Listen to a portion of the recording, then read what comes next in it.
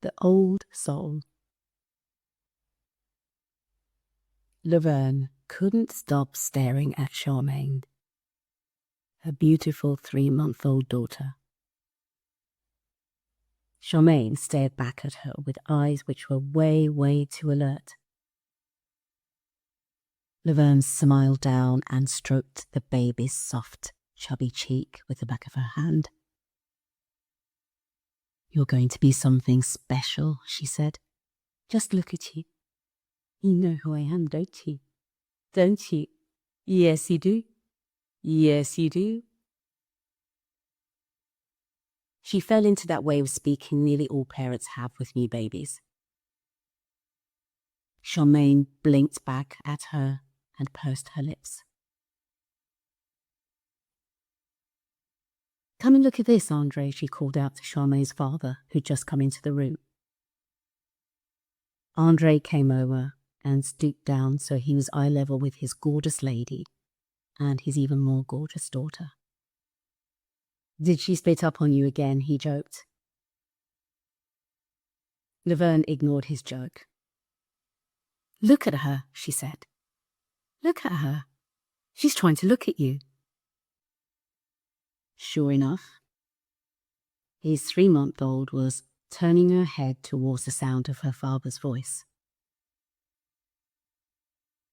Andre smiled and reached down for her. He stroked her hand over the baby's head, and then he stood to cradle her against his chest. He started crooning at her. "Daddy's here. Daddy's here." He said this over and over again. And then he sang, "Hush-a-bye, baby." Charmaine stared, eyes wide. She gurgled and watched while her dad continued to sing.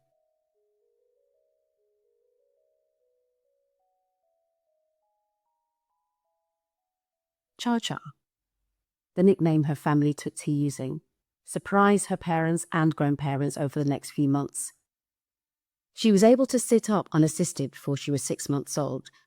She was actually standing at 6 months and taking steps unassisted at 8 months. True, Laverne and Andre were doting parents and followed all the guidelines, did all the exercises to help Cha-Cha's physical development.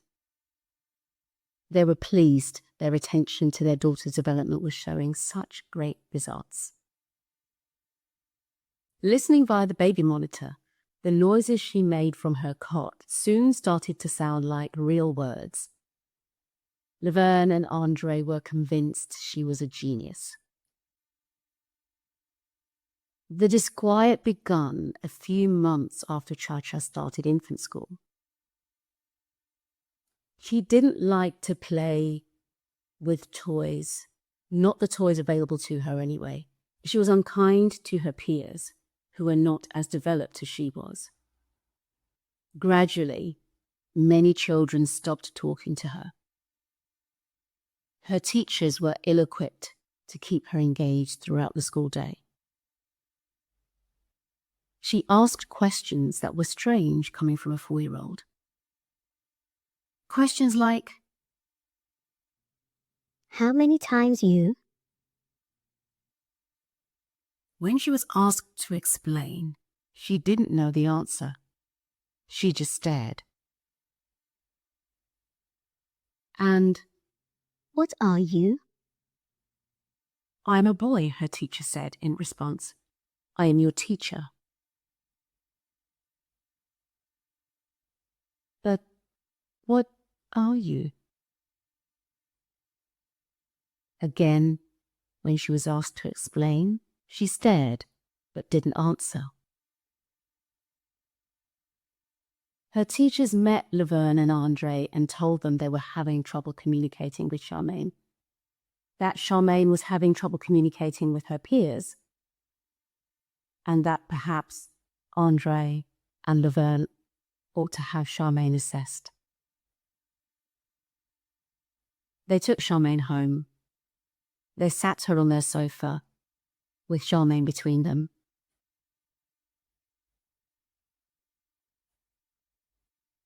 Cha-Cha, Andre started to say. Charmaine, not Cha-Cha. Cha-Cha is a baby. Okay, Charmaine. What do you mean when you say... Andre stopped and looked at Laverne. Laverne nodded for him to continue. Andre took Charmaine's hand and gently pulled her over to sit on his lap, while ensuring that she was facing her mother. She settled and stared up at him. She had a strangely adult look about her. Her expression was not a child's expression, and Andre had his first moment of disquiet. He pushed it down, dismissing it.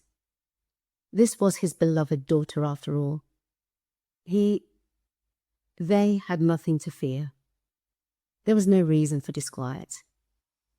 It's just that, clearly, she was seeing earlier than predicted, earlier than they'd expected. He stroked her hand down her head, the way he's been soothing her since she was an infant.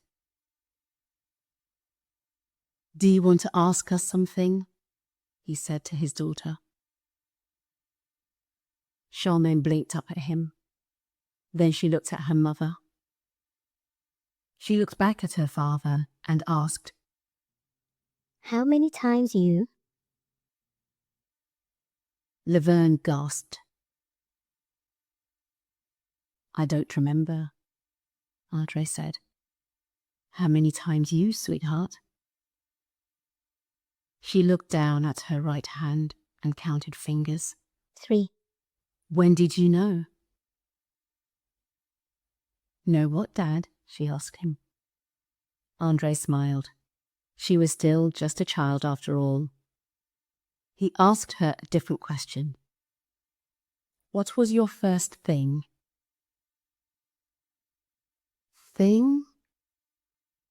She frowned as she thought about the question. Oh, I made you call me Cha-Cha. But I don't like it now. Laverne gasped again, and Andre burst out laughing. Charmaine smiled too. Then she looked at her mum. Mummy, what are we? We are what we do not talk about, sweetheart. Andre chimed in with, we can do things, special things, but we have to be careful, do you understand? Careful. People who are not us or your grandpeas must not know. But when children talk to me when I don't want them to, can I still make them stop? I can, can't I? Andre and Laverne looked at each other, both feeling a chill. Laverne asked her what she meant by making them stop. Charmaine told her that she wasn't sure how she did it, but she was able to stop the kids she didn't like from talking to her. Charmaine, darling, you can't do that. It's not allowed. Charmaine stared at her mother, her 4-year-old features looking much, much older and very scary indeed. Not allowed? Who can stop it?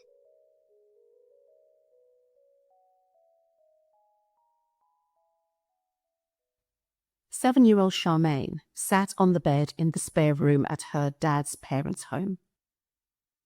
She'd been staying with them since her parents' tragic accident on the M25, which also killed her maternal grandparents.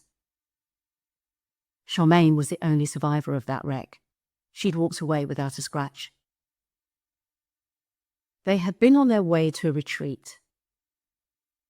Following another disturbing incident at her school, the decision had been made that keeping Charmaine's power in check required a special level of intervention. Charmaine didn't know what that meant, and she wasn't going to wait to find out. Her mum, dad, and her mum's parents, they were weak. They had the power, but they were so afraid of being found out. Too afraid. The days of witches being burned at the stake and all the other tortures her community have suffered, and which lives in the collective memories of all witches, young and old, is history.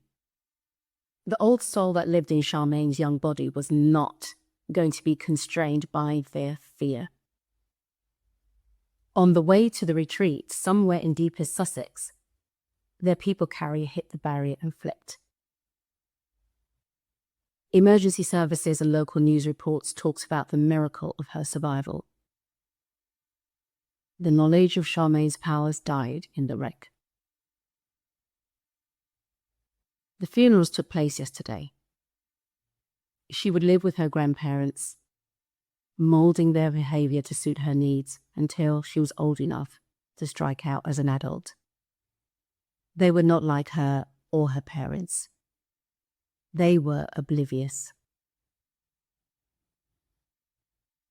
They brought her back to their home after the funeral, prepared her a light lunch, and told her to rest for a while.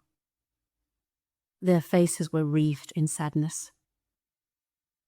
She lay down and listened to them moving about, and so she slowly drifted off to sleep.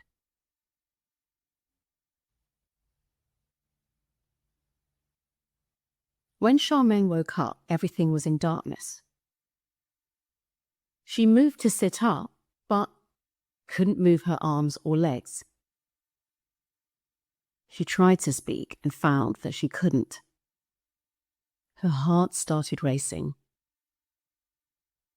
"You're awake." "Good." It was her grandmother's voice. "I'm addressing the soul that is not my granddaughter. Let me tell you what's happening," her grandmother said. Her words triggered a thought in Charmaine's mind. "Yes, we know you're there. We know what you can do. We know what you have done. And that's why we've ensured you can't see, speak, or move. Whoever you are who has come back in our grandchild, you will be contained here. You will do no more harm. This place is where your parents had intended you to be. But given what you did to them, and the others who tried to teach and mentor you, we have taken several extra steps. You have been spellbound. As long as the spell holds, and there are enough of us here to ensure that it does, you can do no harm." The old soul masquerading as Charmaine raged. This was the third time she'd been thwarted. These weaklings who were scared of power kept getting the better of her, but she'd be back.